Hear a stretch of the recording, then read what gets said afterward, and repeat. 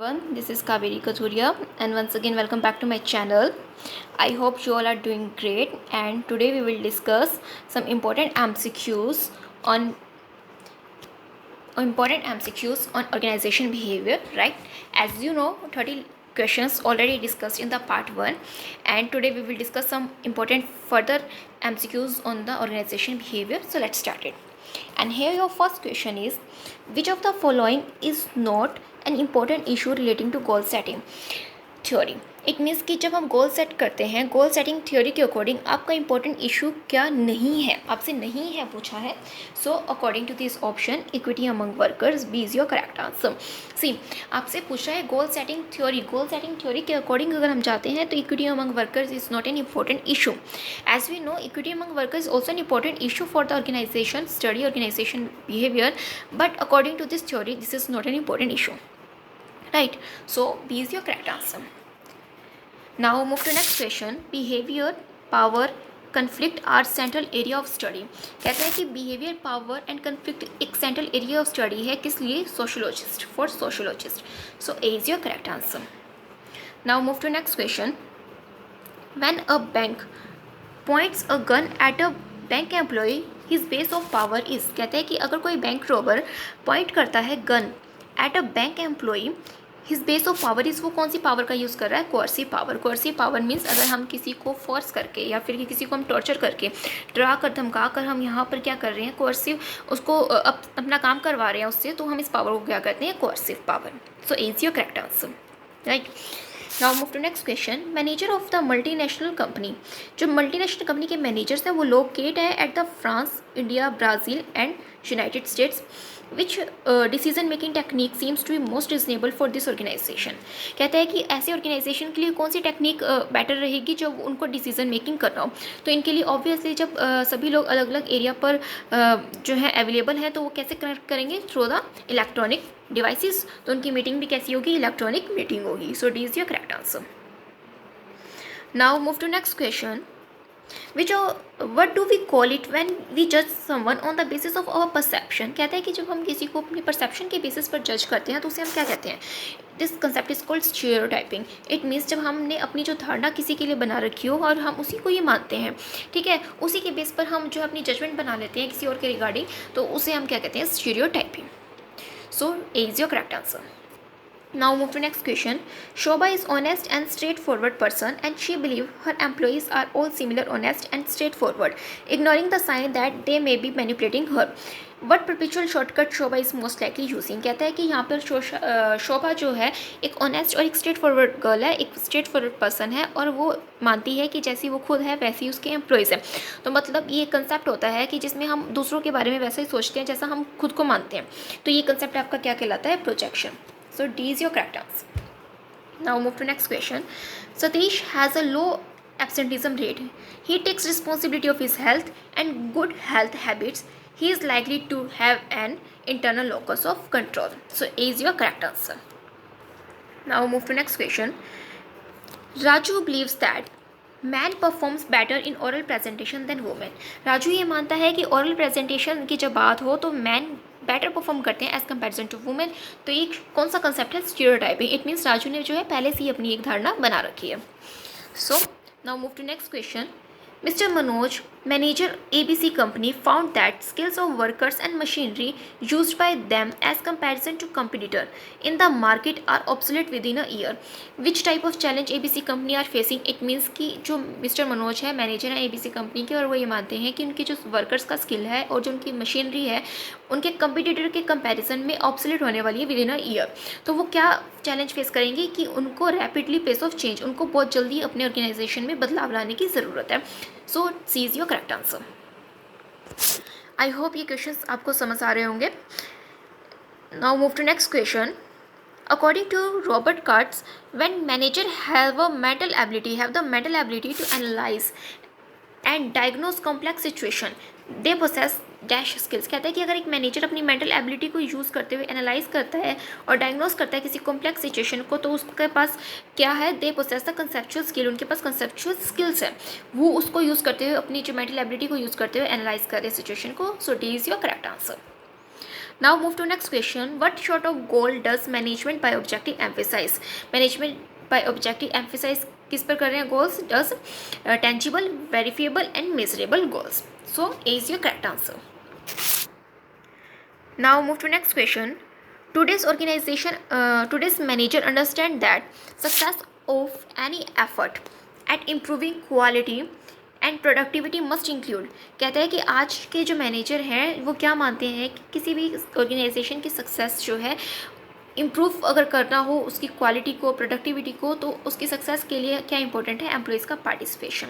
देखिए कोई भी फील्ड हो, अगर उस फील्ड में अगर हम एम्प्लॉयज़ का पार्टिसिपेशन होगा तो हम उनके आइडियाज़ का वेलकम कर सकते हैं. उनके आइडियाज़ का वेलकम करेंगे तो वी डोंट नो कौन सा एम्प्लॉय क्या पता कोई बेटर आइडिया दे जाए, तो हमें सबकी बात सुननी चाहिए. So here is the concept की सुनो सबकी, करो मन की.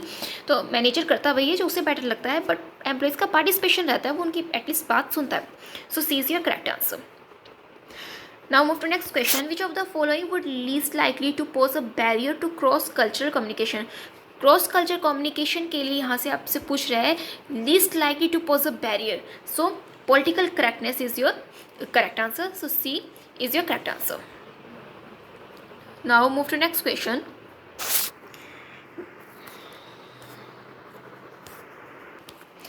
Now next question is, which of the following theory is proposed by the Clayton Alderfer? And your correct answer is ERG theory. Okay, its full form is existence, relatedness, growth theory. So this was developed by Clayton Alderfer. So C is your correct answer. Now move to next question. Concept of MBO was introduced by, it was introduced by Peter F. Drucker. So A is your correct answer. Now move to next question. Mr. Sunil, one day salary was deducted because of his uninformed leave, as he was already warned about this behavior. It is an example of which method of shaping behavior? कहता है कि यहाँ पर आपको क्या कहते हैं कि मिस्टर सुनील ने वन डे का सैलरी उसका डिडक्ट हो जाता है क्योंकि उसने जो है बिना बताए लीव ले लिया. As he was already warn, जबकि उसको ऑलरेडी इसके बारे में वार्न किया गया था, इस बिहेवियर के बारे में, कि अगर आप बिना बताए लीव लेंगे तो आपका जो एक दिन का सैलरी डिडक्ट हो जाएगा. It is an example of which method of shaping behaviour? तो यहाँ पर शेपिंग बिहेवियर का कौन सा मेथड यूज़ किया जा रहा है? पनिशमेंट. इट मीन्स कि ऑलरेडी आपको बताया गया है कि अगर आप ऐसा गलत काम करते हैं या कोई भी गलत काम करते हैं तो आपका उसका रिजल्ट क्या रहने वाला है. तो ऑलरेडी इन्फॉर्म्ड है, तो ये एक तरह से शेपिंग बिहेवियर कैसे है, हम पनिश कर रहे हैं उसे. So C is your correct answer. Okay, now move to next question. While managing political behavior in the organization, manager requires discouraging. कहता है कि जब हम पॉलिटिकल बिहेवियर की बात कर रहे हैं कि हम पॉलिटिकल बिहेवियर को मैनेज कर रहे हैं ऑर्गेनाइजेशन में, तो हमें किस चीज़ को जो है डिस्करेज करना चाहिए? Self interest. सेल्फ इंटरेस्ट तो वैसे भी हर जगह ही डिस्करेज करना चाहिए. इट मीन्स कि ऑलमोस्ट जब तक आप सेल्फ इंटरेस्ट को लेकर चलते रहेंगे आप कभी भी ऑर्गेनाइजेशन के गोल को अचीव नहीं कर पाएंगे. तो फिर बात यहाँ पर ऑर्गेनाइजेशन गोल की हो या ऑर्गेनाइजेशन किसी पर्टिकुलर स्पेसिफिक गोल की बात करो, तो सेल्फ इंटरेस्ट को डिस्करेज ही किया जाता है. So C is your correct answer. Now move to next question.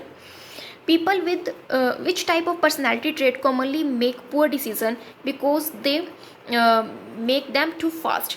कहता है कि अगर हम बात करते हैं कि अगर पुअर डिसीजन लिया जा रहा है एम्प्लॉयज़ के द्वारा, तो वो कौन सी पर्सनैलिटी ट्रेट में इंक्लूड किया जाता है कि बहुत ही फास्ट डिसीजन लेते हैं और वो डिसीजन उनका पुअर निकलता है? तो type A personality trait. So A is your correct answer. Now move to next question. Which of the following environment force that shape personality? कहता है कि आपको इन्वायरमेंटल फोर्सेस दिए हैं कि ऐसी कौन सी इन्वायरमेंटल फोर्स होती है जिसके थ्रू हमारी पर्सनैलिटी शेप हो जाती है? एक्सपीरियंस. ऑब्वियसली हम एक्सपीरियंस के थ्रू हम बहुत कुछ सीखते हैं और एक्सपीरियंस के थ्रू ही हमारा जो नेचर है चेंज होता है. एक्सपीरियंस से हमारी लर्निंग भी होती है, राइट? तो हमारी पर्सनैलिटी को शेप क्या करता है? Experience. C is your correct answer. Now move to next question.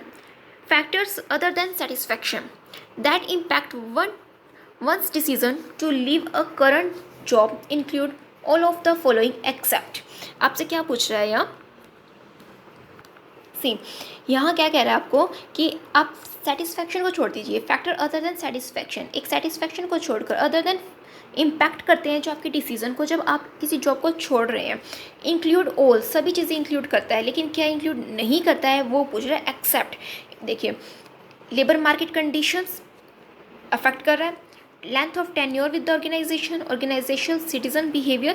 So all these include, but except क्या कर रहा है, expectation about alternative job opportunities. So D is your correct answer, right? यहाँ पर ये आपसे यही पूछा है कि सेटिस्फैक्शन को छोड़कर बाकी जो फैक्टर्स हैं कौन सी हैं जब आप अपनी जॉब को लीव करने का एक डिसीजन ले रहे हैं तो वो अफेक्ट करते हैं. इंक्लूड ऑल एक्सेप्ट आपका पूछा तो एक्सेप्शन में आपका आएगा expectation about alternative job opportunities.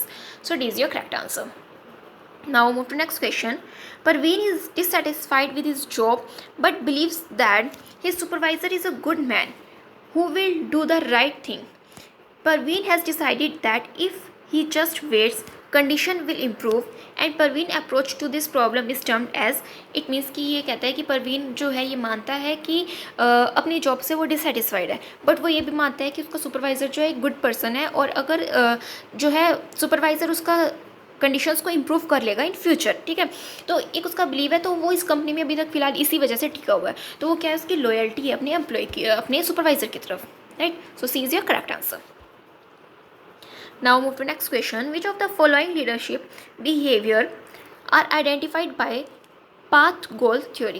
कहता है कि पाथ गोल थ्योरी के अकॉर्डिंग लीडरशिप बिहेवियर को आइडेंटिफाई किया जाता है. तो which of the following leadership behaviour identified, तो पाथ गोल थ्योरी में आपका इंक्लूड किया जाता है participative, achievement oriented, directive and sportive. तो ये सारे आपकी लीडरशिप के जो हैं बिहेवियर के ट्रेट्स रहते हैं by the path goal theory. C is your correct answer. Now move to next question. Which of the following is not a trait dimension in big 5 personality traits. कहता है कि अगर हम बिग 5 पर्सनैलिटी ट्रेट्स की बात करते हैं तो उसके according which of the following is not a trait dimension नहीं है.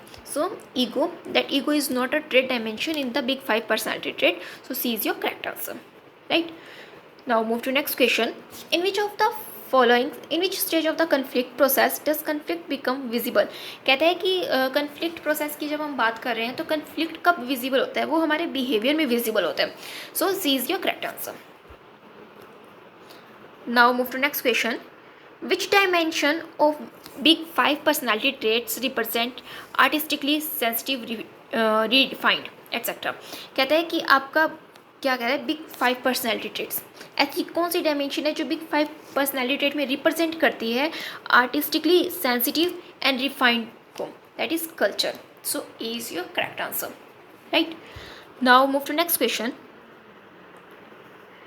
Dash refers to the network of personal and social relations that is developed by spontaneously between the people associated with each other. It means कि एक network जिसके अंदर हम personally या social relations जो है मेंटेन करते हैं स्पॉन्टेनियसली. इट मीन्स अपने आप मेंटेन हो जाते हैं because between people associated with each other, जो एक दूसरे से जुड़े होते हैं. इट मीन्स फॉर एग्जांपल कि हम अगर किसी से अटैच हो जाते हैं, सोशल रिलेशन है या फिर पर्सनल रिलेशन है किसी से, तो इट मीन्स कि सामने वाला बंदा जब हमें हमारे जैसा ही दिखता है तो हम उससे हमारी फ्रेंडशिप या कनेक्टिविटी हो जाती है. तो ये क्या कहलाता है, इनफॉर्मल ऑर्गेनाइजेशन की बात कर रहे हैं कि एक इनफॉर्मल ऑर्गेनाइजेशन एक ऐसा नेटवर्क है जिसके थ्रू हम स्पॉन्टेनियसली दूसरे पर्सन से अटैच है, एसोसिएटेड है. So informal organisation is your correct answer. Now move to next question. Cognitive process through which an individual select, organize but misinterprets environment stimuli is known as misperception. It means आपने अपनी cognitive process का use करते हुए आपने individually select किया, organise किया, but miss interpret किया. Environment में जो स्टिमुली थी उसको आपने सेलेक्ट तो किया, ऑर्गेनाइज भी किया, मिस इंटरप्रेट किया उसका, तो ये आपका क्या कहलाएगा, miss perception, right. So D is your correct answer. Now move to next question. The more consistent behavior, the more the observer is inclined to. कहता है कि आपका बिहेवियर मोर कंसिस्टेंट आपका बिहेवियर है तो more the observer is inclined to attribute it to the internal causes, right. तो internal causes जो है उसके अकॉर्डिंग बात करता है, attribute it to internal causes. So B is your correct answer. Now move to next question. Which of the following is one of the relationship proposed in expectancy theory? Expectancy theory की बात करता है, which one is the relationship proposed? Reward, personal goal, relationship. So C is your correct answer. Now move to next and last question. In Maslow hierarchy, needs, which of the following pair of need is ranked as lower order needs? lower order needs किसे माना जाता है Maslow की theory में? Physiological and the social needs. So B is your correct answer. तो ये थे आज के हमारे 13 MCQs on the organisation behaviour. I hope ये आपके लिए बेनिफिशियल होंगे for your UGC NET exam. So we will meet in the next lecture and prepare all this lecture, and thanks for listening.